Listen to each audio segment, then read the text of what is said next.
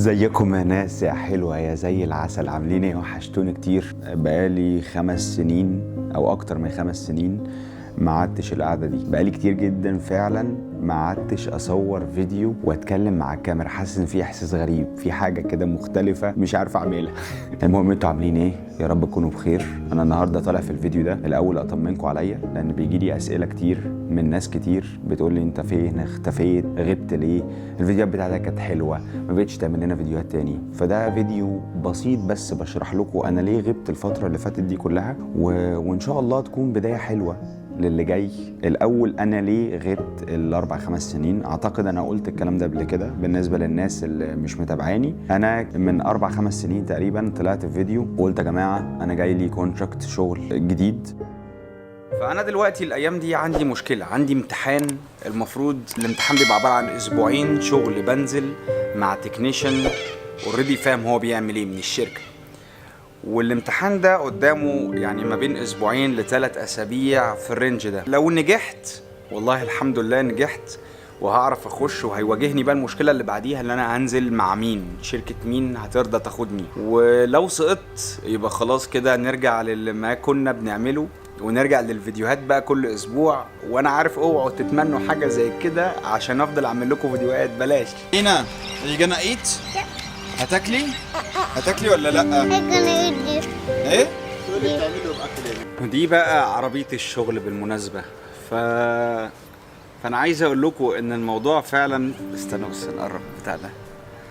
فانا عايز اقول لكم ان الموضوع فعلا صعب وان انا اخد قرار فيه صعب، والايام اللي انا عايشها فعلا ايام صعبة، يعني ايام ان انا ستريس جامد، في ضغط شغل جامد جدا، وبنزل بتعلم. يعني انا منها بتعلم ومنها بشتغل في نفس الوقت، لان خطوة ان انا ابقى بشتغل لوحدي وتكنيشن لوحدي دي خلاص قربت. انا دلوقتي محشور ما بين حتتين غراب جدا. اسيبني من الشغل لان انا مش حابه الصراحة، ومش مجالي ومش بتاعي، بس هي فرصة شغل كويسة جدا. يعني الناس كتير قوي بتدور عليها وما تعرفش تعملها وما تعرفش تخش الشغل ده اصلا من بابه، وربنا رزقني بيها. وفي نفس الوقت انا بحب حاجه بحب تصوير الفيديوهات، وبحب التصوير والايديت والكلام ده كله، وممكن انجح فيه وممكن يبقى هو ده شغلي. مش اليوتيوب بس على فكره، ممكن يبقى زي ما كنت شغال، كنت بصور افراح، كنت بصور اعياد ميلاد، كان في حاجات كتير قوي ممكن اكبر فيها وتبقى في الحته اللي انا بحبها. فانا يعني تقريبا بنزل مع اكتر من حد اتعلم واشتغل من الصبح لحد بالليل. فالموضوع بقى بالنسبه لي لود جامد جدا وقلق جامد جدا، وقلقان اكتر ان بعد كل ده كله يروح على الفاضي خلاص، ما يبقاش فيه شغل واسقط في الامتحان. الاختيار صعب، هو المشكله ان الاختيار صعب، خصوصا ان انا بعد ما دخلت في اعماق الشغل اخدت كورسات ودرست ودفعت فلوس وعملت حاجات كتير جدا، مش قادر ارجع. يعني الكلام ده كان من الاول كان ممكن، لكن دلوقتي صعب، لان انا يعني مش بعد كل ده هاجي اقول لا يا جماعه انا مش قادر ومعلش. ولكن انا بحاول على قد ما اقدر، واللي بحاول اكتر اعمله ان انا ما سيبش اليوتيوب وما سيبش الفيديوهات وما سيبكوش فترات كبيره من غير ما انزل لكم حاجه، لان انا عارف ان انتوا بتبقوا منتظرين يعني فيديوهات وتبقوا تحبوا تتابعوا الكونتنت اللي انا بعمله، مع ان انا نفسي ما بحبوش.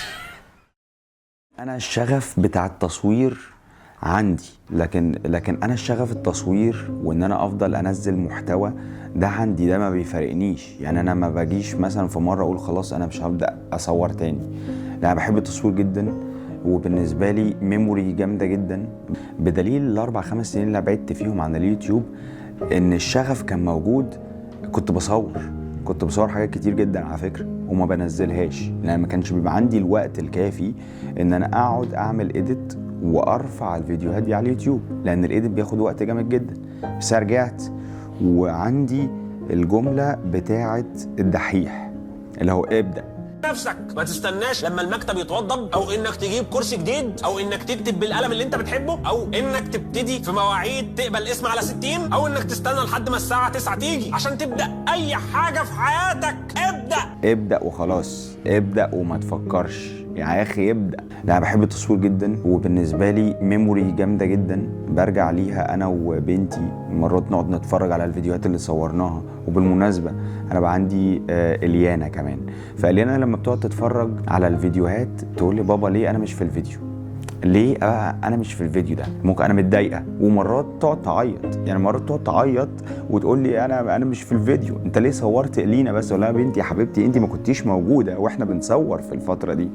تقول لي لا انا عايزه ابقى في الفيديو. فده من الدافع اللي زقني ان انا ارجع كمان اصور تاني. يعني شغف، انا عندي شغف جامد جدا للتصوير والمحتوى وتقديم المحتوى، زائد ان بنتي حاسس انها مظلومه عشان ما تصورتش زيها زي اختها. يعني الموضوع كبير، ده احنا بنعاني في البيت لما فلوج من فلوجاتي تشتغل وتيجي اليانا تتفرج معانا، ده بيبقى لحظة حزن، وبنبدأ نعمل قهوة سادة ونوزعها على البيت لأنها اللحظات دي ما بتخلص. المهم ده كان فيديو بس بطمنكم فيه عليا، بقول لكم إن شاء الله بإذن ربنا يعني إن احنا هنبتدي نعمل فيديوهات تاني. أي نعم مش هتكون باستمرارية في الوقت الحالي، ولكن هيبقى فيه فيديو. أنا عايزكم تبقوا واثقين إن أنا من جوايا أنا عايز أعمل فيديوهات، أوريكم استراليا، أسجل لحظات حلوة، أصور إليانا. أنتوا ما شفتوش إليانا، أنتوا لما تشوفوا إليانا دلوقتي هتطلبوها بالاسم، هتقولوا إحنا عايزين فيديو عشان خاطر إليانا. لا وإلينا بقى اللي أنتوا كنتوا بتتفرجوا عليها كتكوتة الصغنطوطة دي ما بقتش كتكوتة صغيرة خالص، هي بقت كتكوتة كبيرة. فعايزين نسجل ميموري أكتر،